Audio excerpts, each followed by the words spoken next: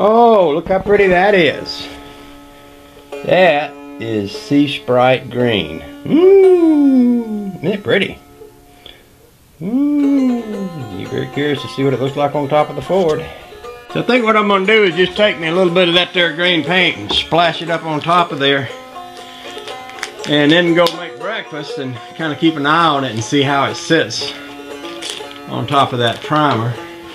And if it looks good after I eat breakfast, I'll come out and paint the rest of the top.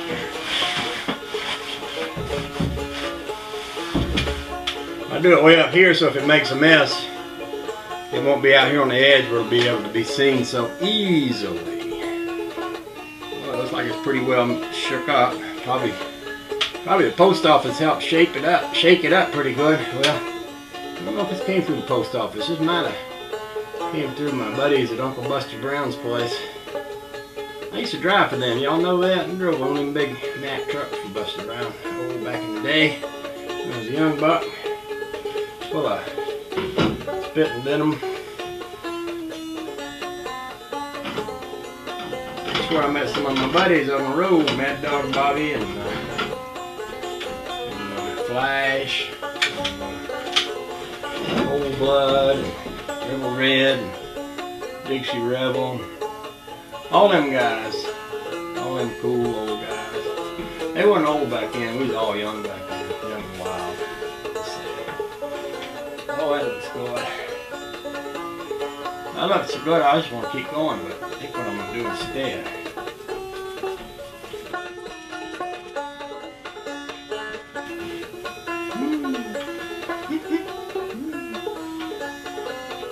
So I think what I'm going to do instead is put the lid right back on there.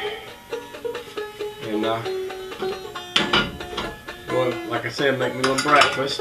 Let that sit a while so I can keep an eye on what it's going to look like after it dries, or as it dries, or as it settles in, or whatever it's going to do.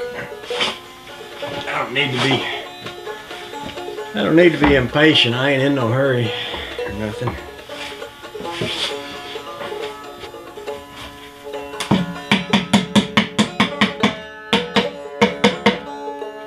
Alrighty then.